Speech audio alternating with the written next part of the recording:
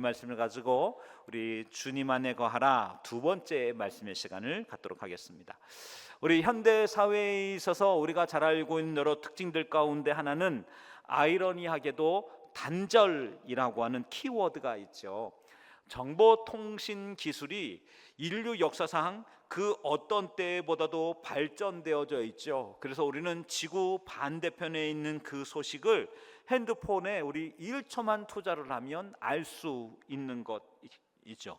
뿐이겠습니까? 다른 집은 어떻게 살고 있는지, 또 다른 누구는 어떤 일들을 하고 있는지에 대하여서도 소셜 미디어를 통해서 수없이 살필 수 있는 것이죠. 그래서 우리 삶 가운데 이 친구 혹은 또 교제, 소식을 듣고 나누는 사람들이 어떤 이는 수십 명에서 수백 명에서 수천 명에까지 이르는 것이죠. 이처럼 어떤 때보다도 자중적인 많은 관계와 소식을 접하고 있는 이 시대이지만 역설적으로 우리 지금 현대 인류는 그 어떤 앞선 세대보다도 훨씬 깊은 고립감과 단절과 그리고 우울을 경험하고 있는 것이지요. 물리적으로 그리고 피상적으로는 정말 폭발적으로 연결되어져 있는 것 같은데, 그 많은 연결 속에서 우리 존재의 근원을 채워주는 이 사랑의 온기, 생명력의 관계, 이 연결은 그 어떤 때보다도 얇거나 단절되어져 있는 것이죠. 단적인 예로 저는 어렸을 때 중학교, 고등학교 이런 시절에 반 친구 하면 보통 반 아이들이 62명 정도였는데요. 우리 저하고 친한 친구뿐만이 아니라 반에 있는 모든 학우들이 다 친구였던 것이지요. 그런데 요즘 아이들은 친구 하면 반에 있는 아이를 다 가리키지 않습니다. 나하고 특별한 관계가 있는 한두 명을 친구라고 말하고 나머지는 그냥 같은 반에 있는 그냥 학생들일 뿐인 것이죠. 이처럼 우리 훨씬 더 좋은 환경 그리고 다양한 매스미디어를 통해서 훨씬 깊이 연결될 수 있는 시대임에도 불구하고 관계라고 하는 것은 훨씬 단절되어져 있거나 축소되어져 있거나 얇아져 있는 시대가 바로 이 시대인 것이죠. 그런데 이것은 사람과 사람 사이의 관계뿐만 아니라 영적인 현실도 비슷하게 드러나고 있습니다. 우리는 주일 예배당에 나와서 앉고 그리고 성도들과의 만남과 교제 속에서는 종교적인 언어, 신앙적인 언어를 서로 주고받는 것이죠. 그리고 교회에서도 다양한 봉사의 현장들을 땀 흘려 헌신하는 것이죠. 하지만 정작 하나님과의 관계, 하나님과의 연결이라고 하는 것은 때때로는 고립감으로, 때때로는 아주 왜소한 갈증으로 마음이 끝없이 어려운 성도가 한둘이 아닌 것이지요. 맞습니다. 겉으로 보면 잎이 무성합니다. 그런데 진작 그 내면에는 진액이 말라버려서 작은 시련 하나에도 신앙생활이 위태로운 사람들이 한둘이 아닌 것이지요. 그런 면에 오늘 우리가 읽었던 여기 이 고린도 전서 요한복음의 말씀은 어떤 내용입니까? 요한복음의 말씀은 예수님께서 십자가를 지기 직전에 제자들과 다락방에서 나누었던 바로 고별 설교 중에 한 대목인 것이죠. 이 요한복음 15장에는 예수님께서 제자들에게 진실로 전하고 싶었던 가장 중요한 신앙의 핵심 키워드가 담겨져 있는 것이죠. 그리고 오늘 우리가 읽었던 이 포도나무와 가지의 비유, 이것은 우리의 신앙생활에 성패가 달려있는 그런 문제, 그런 이슈가 오늘 말씀 속에 있는 것이죠. 그런 면에 포도나무에 붙어있지 않는 가지는 스스로 열매를 맺는 것은커녕 생명조차도 유지할 수 없다라고 성경은 말씀하고 있습니다. 우리는 우리의 자력, 우리 스스로의 힘으로는 은혜를 생산해내거나 아니면 은혜를 도출해낼 수 없는 것이죠. 도덕적인 공로, 도덕적인 수고, 도덕적인 노력, 이 많은 것들로는 영적인 과실을 결코 맺을 수 없습니다. 세상 사람들에게 인기와 박수를 누릴 수 있고 누군가는 존경하는 한 사람으로 표상으로 떠올릴 수 있지만 어떠한 영적인 열매도 맺을 수 없는 우리의 절박한 현실에 대하여 오늘 본문 말씀은 오늘 저희들에게 피력해 주고 있는 것이지요. 그렇습니다. 우리는 가지라고 말씀하고 있습니다. 이 가지는 절대 의존적인 존재입니다. 누구의 무엇에 의존되어져 있습니까? 나무에 의존되어져 있는 것이지요. 여러분, 이와 같은 이 본문이기 때문에 오늘 기독교의 본질은 우리 인격의 수양이나 아니면 도덕적인 높은 고차원의 삶이나 아니면 영적인 깨달음이나 신앙적인 성취가 아니라 생명에 근원되어지신 예수님과 어떤 관계에 있느냐, 어떻게 연결되어져 있느냐, 어떤 연합을 이루고 있느냐라고 바로 이 말씀들을 저희들에게 도전해 주고 있습니다. 신앙생활의 참 기쁨, 참 놀라운 은혜는 기도 응답에서 나오는 것이 아니라 우리 하나님과 우리는 어떻게 연합되어져 있는가, 이 생생한 은혜를 우리는 어떻게 누리고 있는가가 가장 결정적이다를 말씀하고 있는 것이지요. 그러면 우리가 읽었던 우리 7절과 8절의 말씀을 중심으로 오늘 메시지를 전하려고 하는데요, 그 가운데 이 그리스도와의 연합에 대한 세 가지의 메시지를 전하려고 합니다. 첫 번째는 열매 맺음의 절대 조건입니다. 우리가 읽었던 본문의 말씀 7절의 상반절을 보면 너희가 내 안에 거하고 내 말이 너희 안에 거하면 이란 말씀이 등장하죠. 여기에서 이 거하다란 단어의 뜻은 어떤 뜻일까요? 네, 이 단어는 명절 때 잠시 고향에 들렸다가 오는 것 정도를 말하는 것이 아닙니다. 고향집을 잠시 방문하는 것, 그래서 그 집에 잠시 유하는 것을 말하는 것이 아닙니다. 이 말씀 속에 거하다라고 하는 단어는 주소지를 완전히 옮겨서 그곳에 정착한 것을 거하다라고 하는 이 헬라어 원어의 뜻인 것이죠. 그러니까 누군가가 손님이 우리 집에 잠시 왔다 가는 것 정도를 거하는 것이란 단어로 쓰지 않는 것이죠. 이것은 어떤 뜻일까요? 그 집에 주소를 옮겨서 매일매일 그곳에 기거하는 삶, 이것이 오늘 본문 속에 거하다의 뜻인 것이죠. 여러분, 그렇다면 우리 말씀이 우리 안에 거한다란 뜻은 어떤 뜻이겠습니까? 일생 중에 잠시 주일날 우리 예배 드리고 가는 것 정도를 말씀에 거하는 것이라고 말하지 않는 것입니다. 오늘 성경 속에 말씀 안에 거하다라고 하는 뜻은 우리 종교적인 봉사나 어떤 헌신을 위해서 잠시 있는 것을 거하는 것이라고 말하지 않는 것입니다.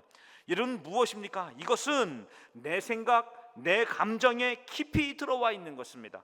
내가 돈을 어디에 써야 되는지, 이 돈 쓰는 방식에 대해서도 하나님, 제가 이 돈을 어떻게 쓰기를 원하십니까? 하나님, 이 재정이 하나님 나라를 위해 어떤 은혜가 있습니까? 주님, 제가 어느 길로 가시기를 원하십니까? 주님, 제가 무엇 하기를 원합니까? 라고 매 순간 묻는 이와 같은 질문들, 그 안에 말씀이, 그리고 주의 은혜가 내 안에 계속 상주해 있는 것을 거하다란 뜻으로 표현하고 있는 것입니다. 바로 말씀에 지배받고 있는 삶인 것이죠.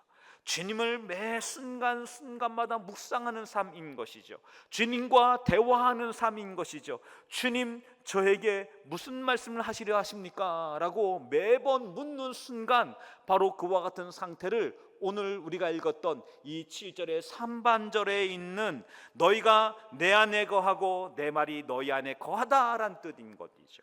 여러분, 그런 면에 우리는 주님에 대한, 우리 예수님에 대한 묵상과 말씀을 우리는 주일날 혹은 수요 저녁 예배쯤으로 생각하십니까? 아니면 일상 중에, 오늘 하루 중에 주님, 저에게 하실 말씀이 있으십니까? 주님, 제가 무엇하기 원하십니까? 주님, 제가 어디로 가기를 원하십니까? 주님, 제가 이렇게 돈 쓰는 것에 대해서 주님, 우리 찬성해 주십니까? 라고 여쭙는 그 질문이 있으셨습니까? 만약에 그 질문이 없었다면 오늘 성경 말씀 가운데 말씀 안에 거하는 삶에서 조금 비켜나 있는 삶일 수 있습니다. 여러분, 이 말씀은 어떤 뜻입니까? 주님의 말씀 안에 거한다라고 하는 건 주님과 매 순간 동행하는 삶을 말합니다. 여러분, 이것은 진짜 신앙 생활을 말하는 것입니다. 그냥 신앙을 말하는 것이 아니라 신앙으로 생활을 하는 삶인 것이지요. 신앙 따로 생활 따로가 아니라 신앙과 생활이 함께 있는 삶, 그래서 정령 신앙생활, 주님 동행하는 생활을 매 순간 하고 있는 삶인 것이죠. 여러분, 우리는 어떻습니까? 우리는 신앙 그리고 생활이 한 자리에 함께 있습니까? 여러분과 저희의 삶이 신앙과 생활이 한 자리에 있는 주님을 날마다 동행하는 여러분과 제가 되어지길 주의 이름으로 축원합니다. 놀라운 것은 주님을, 주의 은혜, 주의 말씀을 내 마음에 날마다 두다 보면 우리 지난주 말씀드렸던 말씀의 가지치기를 종종, 자주, 때로는 너무나 흔하게 마주치게 되는 것이죠. 나의 생각은, 그리고 나의 필요는, 그리고 나의 경험으로는 내 방향이 있습니다. 그런데 말씀이 저로 하여금, 성도님으로 하여금 그 방향이 아닌 다른 방향으로 초대해 주는 것이죠. 그럴 때 우리 말씀 앞에서 내가 순종할 수 있느냐? 때마다 하나님 그 말씀 묵상할 때마다 말씀의 가지치기가 다가오는 것이죠. 맞습니다. 말씀은 말씀과 부합하지 않는 모든 삶의 영역에 대하여 가지치기 하십니다. 여러분, 그런 면에 여기 포도 농부는 더 많은 과실을 맺기 위하여 과감하게 가위질을 하는 것이죠. 여러분, 그 생명력을 갉아먹고 있는 삶의 군더더기에 대하여서, 때때로는 그 영혼을 좀먹고 있는 어떠한 상처들에 대하여서, 혹은 잔가지를 잘라 없애서 아주 근사하고 깨끗한 나무로 만들기 위하여 우리의 삶의 말씀은 가지치기로 다가오는 것이죠. 여러분, 그렇습니다. 말씀 안에 거하는 삶의 가장 명징한 흔적은 오늘 나의 삶에 가지치기가 있었나입니다. 나의 생각을, 나의 감정을, 나의 의지를, 나의 언어를, 나의 태도를, 나의 방향을, 나의 지갑에 대한 오늘 가지치기가 있으셨나요? 말씀과 동행하는 사람의 가장 근본적인 명확한 표지는 매 순간 말씀의 가지치기가 오는 것입니다. 여러분, 그와 같은 그 순간 이 가지치기는 오늘 우리를 압박하거나 오늘 우리를 코너로 몰기 위한 것이 아닙니다. 우리의 인생, 나의 결정, 나의 감정이 잘못됐다고 때마다 심판하시는 것이 아닙니다. 이것은 무엇일까요? 농부가 사랑하는 나무에게만 가지치기를 행하는 것이지요. 농부가 열매 맺고자 하는 나무에게만 가지치는 것이지요. 농부가 마음과 뜻을 둔 나무에게만 가지치기를 하는 것입니다. 여러분, 농부도 가지치기 하는 것, 지난주 말씀드렸던 것처럼 쉽지 않습니다. 여러분, 그와 같은 그 농부가 가지치기 할 때 그 나무를 나의 것, 그리고 나의 소유라고 말씀하시면서, 택하신 백성이라고 말씀하시면서 그 영혼을 인쳐가시는 과정인 것이지요. 맞습니다. 이와 같은 그 순간 이 사랑의 손길이 우리에게 다가올 때 우리의 삶에 가지치기가 일어납니다. 여러분, 우리 말씀 앞에서 때로 우리의 심령에 다가온 하나님의 음성이 있으십니까? 여러분, 그 음성은 틀림없는 표지입니다. 내가 하나님의 백성이구나. 여러분, 삶 가운데 하나님의 가지치기를 만나는 여러분과 제가 되어지길 주의 이름으로 축원합니다. 그리고 그 음성 앞에 두려워하거나 염려하지 아니하고, 주님, 제가 어떻게 하길 원합니까? 기도하시는 여러분과 제가 되어지길 주의 이름으로 축원합니다. 두 번째로는 이 기도의 능력과 기적을 말하는 것입니다. 우리가 읽었던 말씀의 7절의 하반절, 가장 놀라운 상상할 수 없는 예수님의 보증이 등장하지요.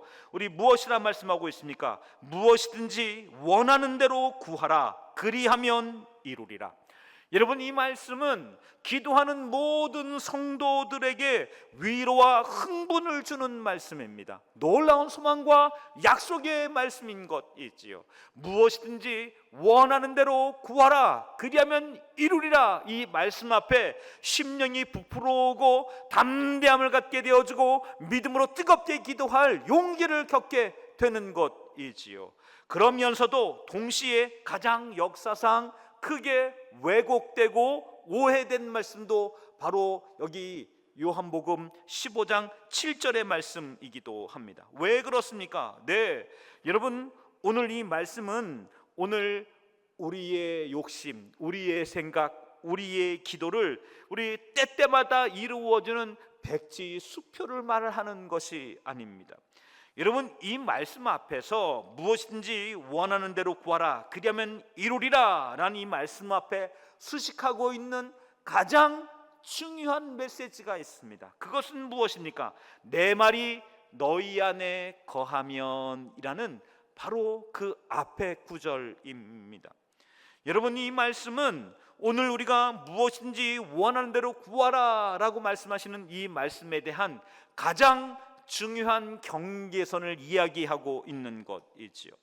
우리 말씀드렸던 것처럼 하나님은 우리의 삶에, 우리의 시간에, 우리의 재정에, 우리의 방향에, 우리의 삶의 순간순간에 주님은 다가오셔서 말씀으로 가지치기 하는 것이죠.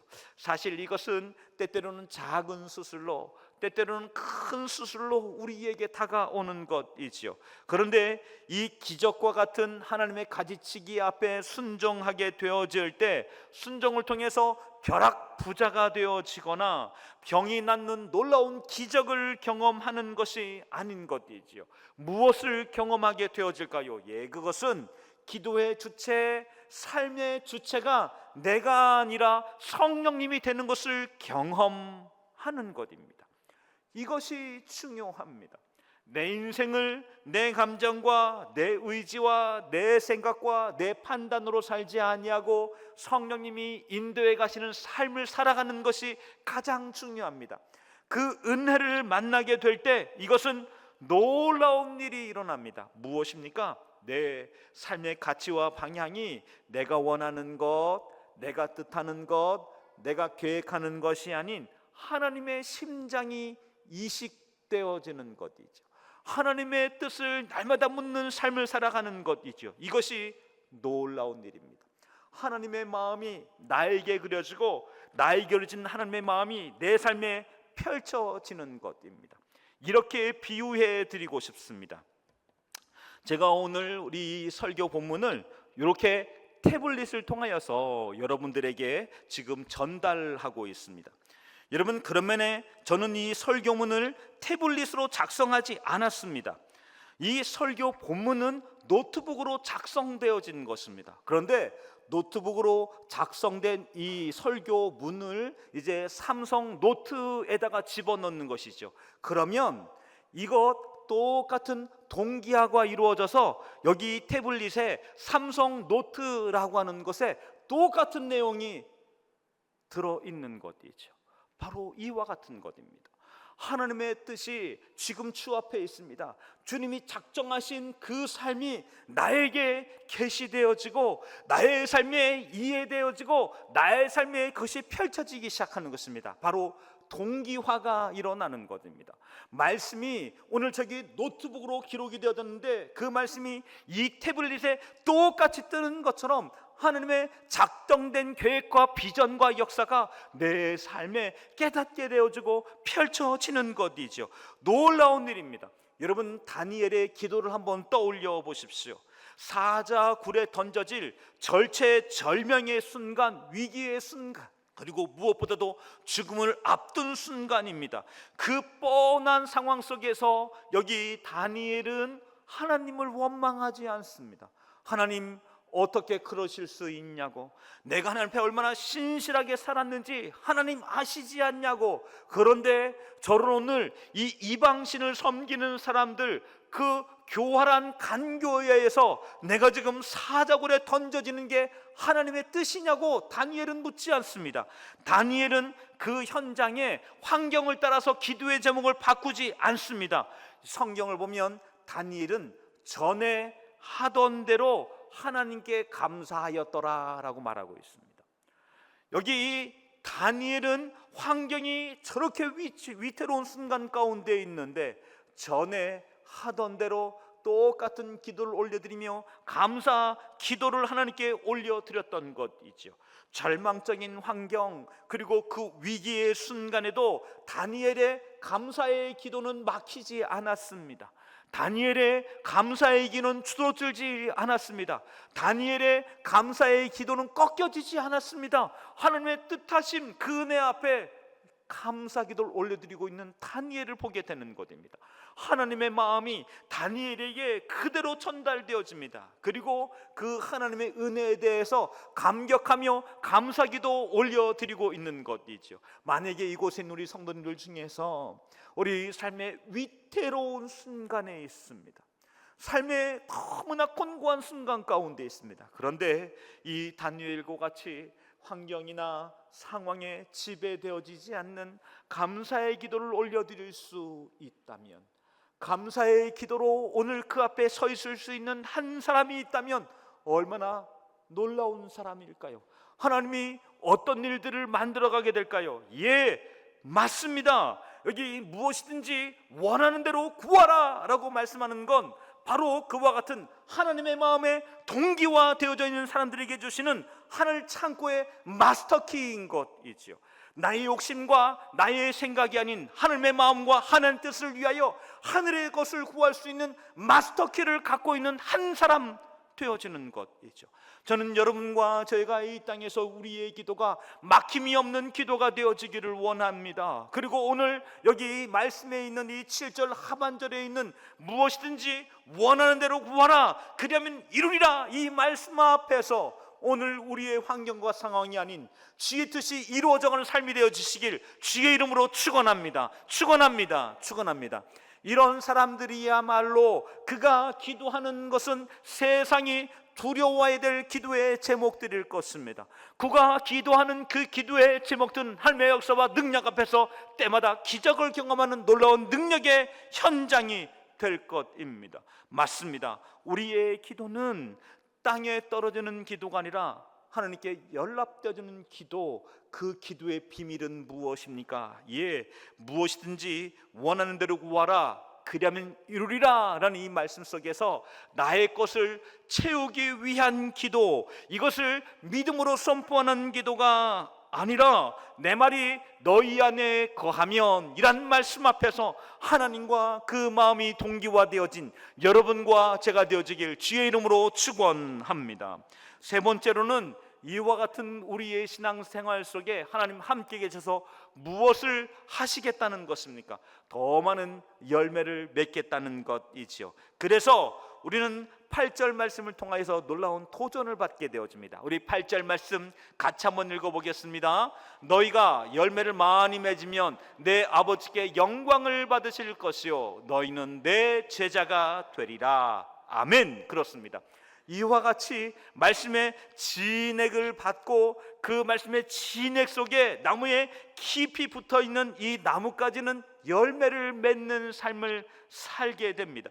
풍성한 열매를 때마다 열매 맺는 은혜의 삶을 살게 되는 것이죠.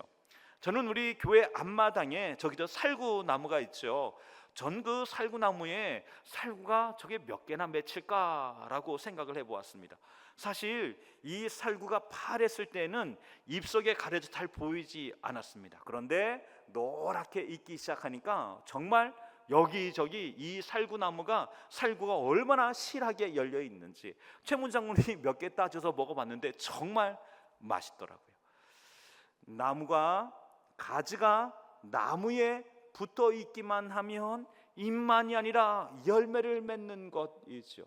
여러분, 그런 면에 오늘 우리는 점검해 보아야 합니다. 우리는 어떤 열매를 맺고 있나?